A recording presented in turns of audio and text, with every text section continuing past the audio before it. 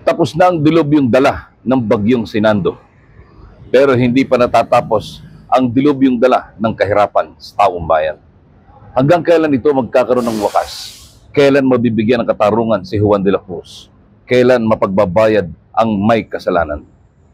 Kailan masisingil ang perang inutang at ninakaw sa kabambayan?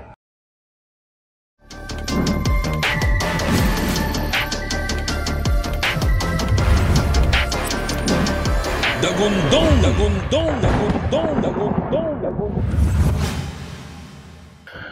Magandang umagang muli sa inyong lahat, mga kaibigan.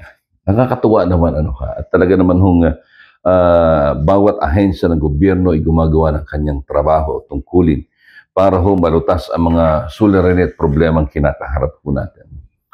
Salamat sapagkat talaga napakasipag ng pamamahala nitong si Mayor Isko Moreno dyan sa lungsod ng Maynila at patuloy niyang ginagawa ang kanyang trabaho tungkulin para singilin at mapagbayad ang mga taong may gumawa ng kawalanghiyaan sa kanyang nasasakupan. Imagine, nananahimik na bahagi ng lungsod, ang kailangan lang ng mga tao ay magpahayag ng kanilang damdamin. Sinunog, di ba, ng mga kabataan. Yun ang nangyari. At hindi lamang yun. Niransak yung isang hotel doon na ang purpose pala nila ay para nakawan. Ay yung isang bata, hindi binata, minor de edad. Mantaki mong itakbo niya yung lalagyan ng pera. Di ba yung lalagyan ng pera ng sogo. Nahuli yung bata. Ngayon, sinong mananagot para dun sa bata? Magulang ba? Bakit itinakbo ng bata yung kahadiyero? Yung pinakang bolt, lalagyan ng pera. So, ang layo nito mga bata na ito ay talagang hindi para, nitong tao na ito, hindi para makisa, kundi para manggulo. Yung iba ay maaaring binayaran para manggulo at yung iba ay nakisabay na lang. Kagaya nitong mga kabataan na ito, na ang ginawa ay nagnakaw. Niransak yung isang hotel. Bakit? Diba? Anong dahilan? Anong kinalaman nun sa issue ng korupsyon? Yan. May findings ang Department of the Interior and Local Government hinggil sa mga pangyayari na ito. Ang sabi ng DILG ay mga terorista, mga local terrorist ang may kagagawan nito. Na mga nagsipagransak.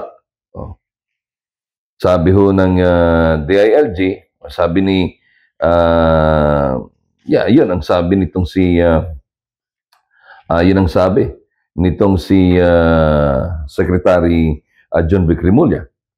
Kung saan ay mga lokal na terorista yung mga nasa likod ng marahas na kilos protesta sa Mindiola, Maynila. At sa ilang tangka na pagsunog sa Malacanang nung linggo. Ganon din doon sa may mga lugar na planong magpasabog ng bomba sa EDSA, sa People Power at sa Luneta. Pero salamat na lang, mahal pa rin ng Diyos ang ating bansa. Hindi niya hinayaang mangyari ito. At napaka-minor na sitwasyon lang ang naganap. Ito ay simboyo ng damdamin ng mga kabataang binayaran.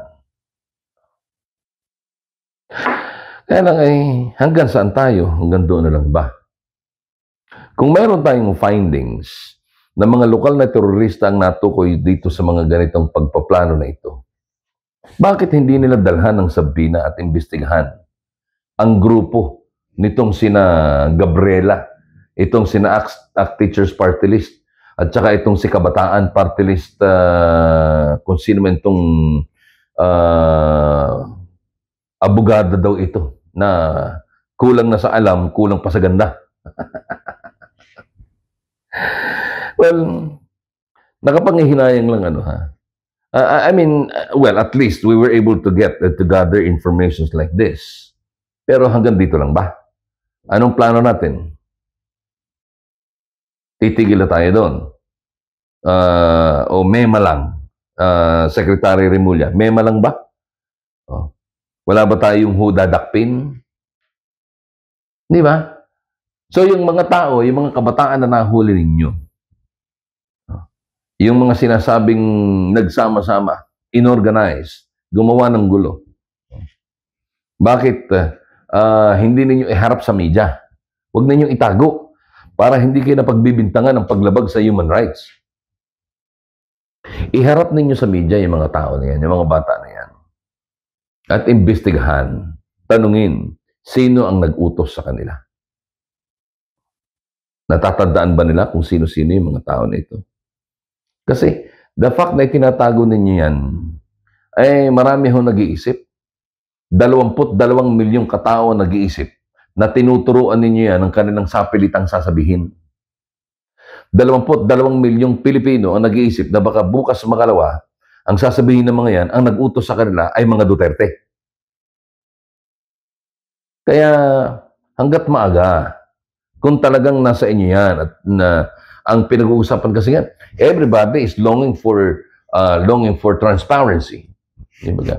Everybody's longing for transparency. Ngayon, kung transparency yan, huwag natin itago yung mga tao na yan. Ilabas natin yan. At ipakita natin na tayo ho ay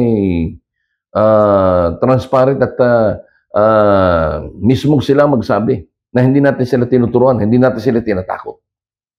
Pero habang itinatago ninyo yan, at habang pinatatagal ninyo, 22 milyong mamamayan ang nag-iisip na tinuturuan ninyo ang mga yan para nang sasabihin at ituro itong mga Duterte. Sorry nagiging narrow-minded ang inyong lingkod sapagkat sa bawat kibit, sa bawat kibot nitong administrasyon na ito, lalo na si Auntie Claire, ay ang bawat buka ng bibig nito, Duterte. Hindi na siya nagiging objective, siya nagiging subjective na. Kaya marami ho nag-iisip, ano ba? Kahit ako, ang nagiging tendency ko ngayon ay isipin na habang tumatagal ito, iniisip ko na tinuturuan ninyo ito para sirain ng mga Duterte. It is not because I am pro-Duterte or whatever. Pero I am just saying this because that is what's happening. Oh. Hindi ba? Itatanggi nyo ba yan? You cannot deny it. Come on. Mga anak kayo ng mga tatay at nanay ninyo. Hindi nyo may tatago yan. Hindi nyo may tatago yan. Diba? Kaya kung talagang mga lokal na terorista ang di umanay nasa likod ng mga pangyayari ho na ito, abay, patunayan ho natin. Huwag puro daldal. Remulla, Secretary Remulla. Huwag puro daldal. Magsampa ka ng kaso. Tumawag ka ng investigasyon. Sino ba yung mga kinikilala at sino ba? Yung sinasabi ninyong local terrorist. Sino ba yung mga yan? Sino ba ang nasa likod ng mga yan? Di ba? Alam naman nating lahat na ang nasa likod ng mga yan ay yung mga makababayan, makakabangbayan black. Di ba? Yung mga komunista dyan, sa mababang kapulong, alam naman natin lahat yun. Pero wala kayong magawa sapagkat protektado ito. Protektado sila ni Martin Romualdez. Di ba? May ugnayan sila eh. Diba? Anong sabi ni Bryce?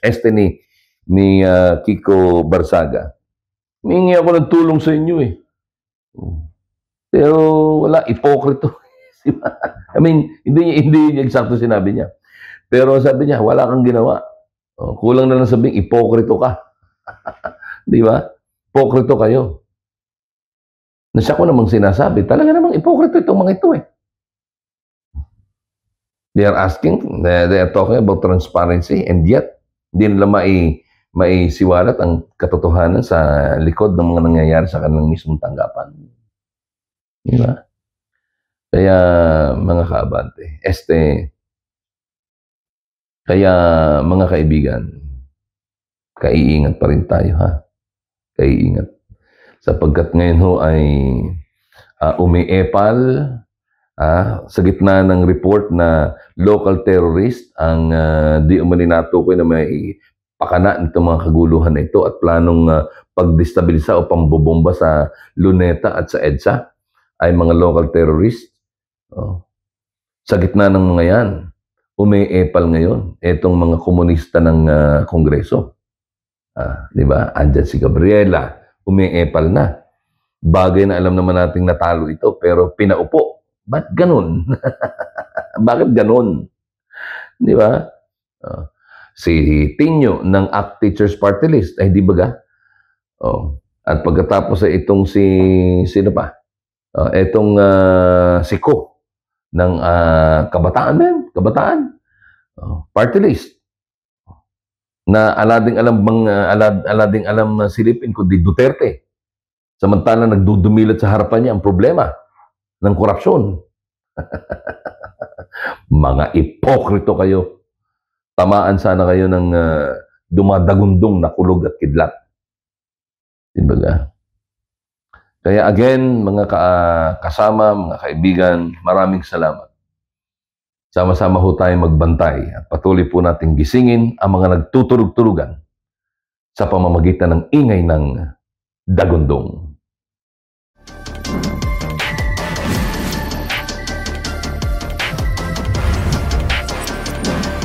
Dagundong, dagundong, dagundong, dagundong, dagundong.